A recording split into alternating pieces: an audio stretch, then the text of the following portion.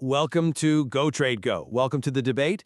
Today we're going to dive into something really fundamental, I think. We're looking at how we even define success in entrepreneurship. And specifically, we're focusing on the experience of, well, women entrepreneurs who are, building businesses day in, day out, despite facing this really profound sense of exhaustion. You hear it a lot, this feeling of being tired but still here. And look, this isn't just about needing more sleep. It's mental fatigue, emotional drain, and honestly, a kind of systemic exhaustion that's just baked into how they have to operate. So the big question we're tackling today is this. Is real entrepreneurial success, particularly for women in this situation, now better measured by things like resilience, patience, day-to-day stability, these may be unconventional metrics?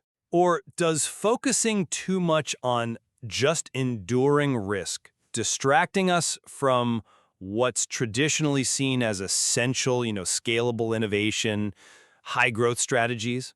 Mm-hmm. And that framing really pushes us, I think, to decide what we're actually valuing.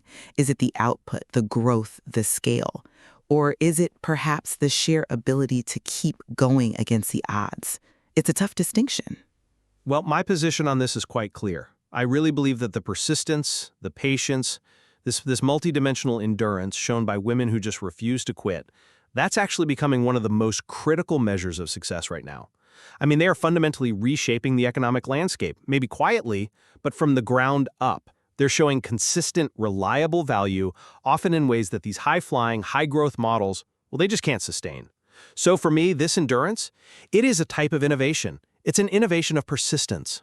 Okay, I see the appeal of that argument, but I come at this from a slightly different angle.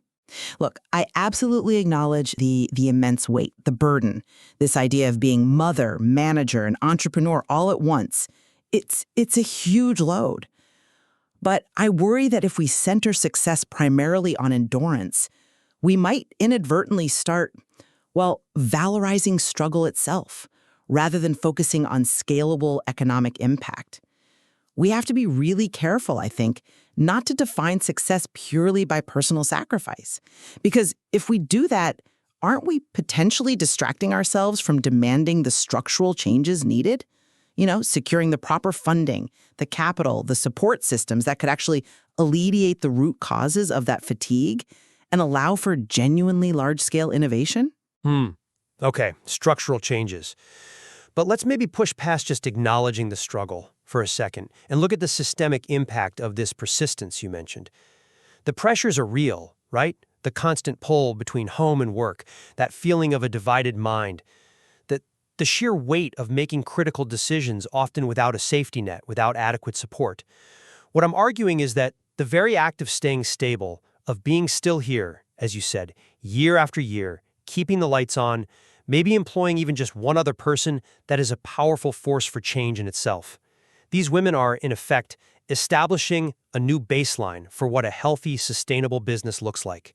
We need to talk about success criteria that inherently include things like patience, flexibility, intuition, and yes, deep resilience. These aren't just soft skills for this group. They are hard operational wins. They translate directly into things like lower burn rates, greater longevity for the business.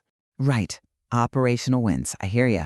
But I tend to frame that slightly differently. I see it more as, a necessary defense mechanism developed in response to a flawed system, rather than a fundamental shift in how we should define value across the board. I absolutely agree that fatigue is multidimensional, no question. But these qualities you list, patience, resilience, completely essential for survival in an environment that often, let's be honest, resists supporting them. Aren't they still fundamentally reactions to systemic failures?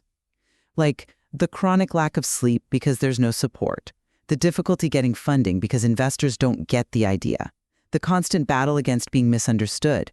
If we define success mainly by how well someone adapts to being chronically underserved, are we not, in effect, lowering the bar for what the system should provide? Are we accidentally normalizing inequity? Real, lasting, systemic change, I believe, has to be driven by metrics that actually unlock significant resources, that force a structural rethink of funding, not just by celebrating profound personal stamina. Okay, but let's zero in on the role of fatigue itself for a moment. My argument is that this fatigue isn't just a negative, just a barrier.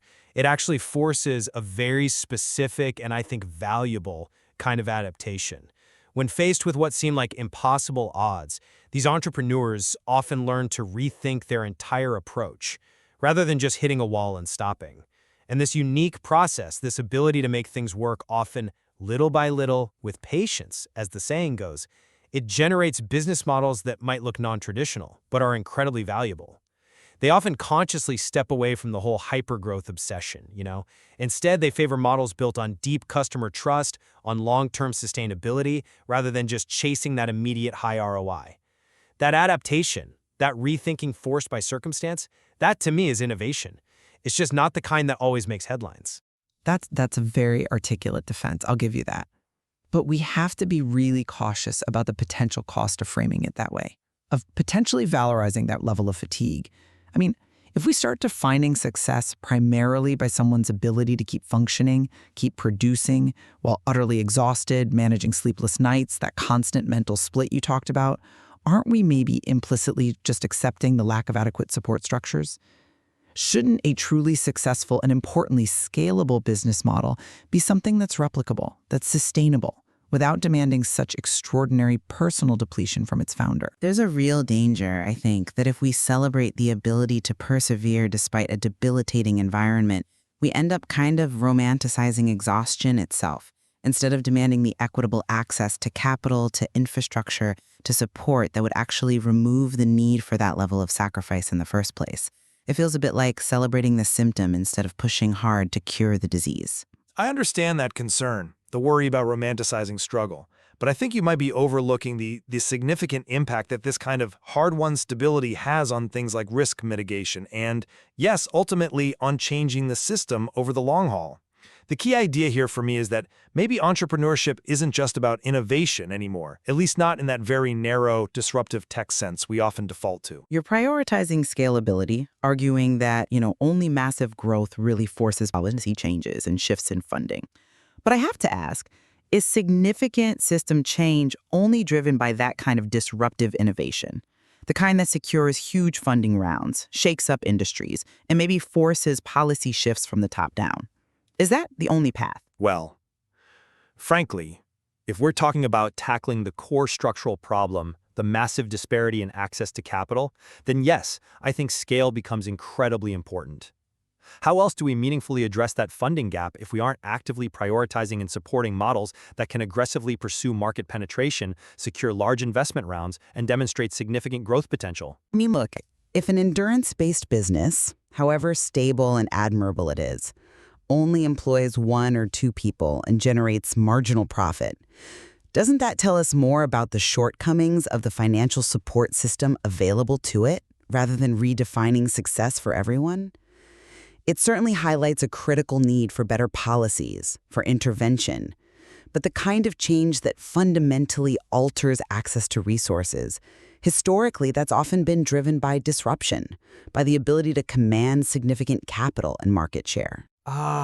But see, I think the stability is the disruptive force, especially when you look at the longer game. The women who manage to persevere, building these stable, often community-focused businesses, they are changing the system. They do it by setting a consistent example of progress, by redefining what actual value looks like outside of that sometimes quite narrow, traditional venture capital framework. They're demonstrating that longevity, that endurance, actually reduces investor risk significantly over time. Think about it. They're not necessarily aiming to disrupt the entire market in year one.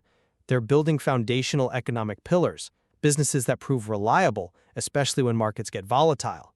And this consistency, this resilience, it creates a kind of robust equilibrium that, let's be honest, the traditional VC world often struggles to achieve, given its notoriously high rate of, catastrophic flameouts. Desirable and equilibrium sounds good. Stability alone, it often doesn't attract the level of investment needed to really drive that big structural change we were just talking about.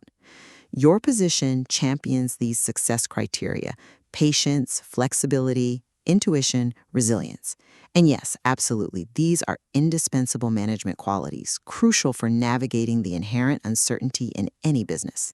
Exactly. They're critical differentiators. They allow for quicker pivots, less waste, smarter resource allocation. Yes, critical management tools, I agree. But I'm still not fully convinced they can or should be seen as sufficient replacements for the harder, more traditional financial metrics. Things like market penetration, projected IRR, quantifiable revenue growth. I mean, how exactly do you quantify the impact of intuition on a due diligence checklist for a major investment fund? It's incredibly difficult. If the goal is to genuinely alleviate the struggle, to end those sleepless nights caused by lack of capital, we must find ways to attract those large pools of funding. So for me, these two sets of metrics, let's call them endurance-based qualities and the hard growth-focused indicators, they absolutely have to coexist. We can't let the former completely substitute the latter if we're serious about achieving equitable access to resources for all women entrepreneurs. I agree they need to coexist, but my point is we have to seriously challenge the supremacy of those traditional financial metrics. Look, if a business demonstrates it can survive for, say, 10 years, provide stable local employment, build deep market knowledge refined through incredibly complex adaptation, which is precisely what resilience delivers, isn't that arguably more valuable to the overall health of the economy than a company that raises a ton of capital, achieves flashy but unsustainable growth, and then implodes within 3 or 4 years? The measurement gap exists, I'd argue, because the current financial system often refuses to properly recognize the quantifiable long-term value of persistence and the sheer complexity involved in managing that divided mind successfully. Maybe if we started applying, say, a lower discount rate to businesses that demonstrate extreme resilience and stability, that valuation gap might start to shrink quite quickly. Applying a different discount rate. That's an interesting thought. And I do acknowledge the potential for superior long-term stability in these endurance models. However, the reality that keeps coming up is that the fatigue itself stems from very tangible structural issues: lack of support, difficulty accessing funding, systemic biases. If we champion the entrepreneur's internal capacity to simply absorb these shocks as the primary definition of their success, we risk letting the financial system off the hook. We risk absolving it of its responsibility to actually change and become more equitable. Surely the long-term goal has to be ensuring women have equal access to capital so that they don't have to rely solely on extraordinary personal endurance just to keep their doors open. Maybe we should measure success partly by how quickly they can exit that state of constant depletion, not just by how long they can manage to survive within it. My position ultimately remains grounded in this core belief that the deep, multifaceted exhaustion these female entrepreneurs navigate fundamentally reshapes what success can and perhaps should mean in today's often volatile economy.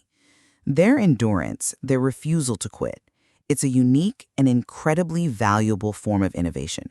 It's an innovation that ensures market presence, stability, and reliability over time. And that, I argue, changes the system. Maybe quietly, maybe gradually, but through steady, undeniable progress.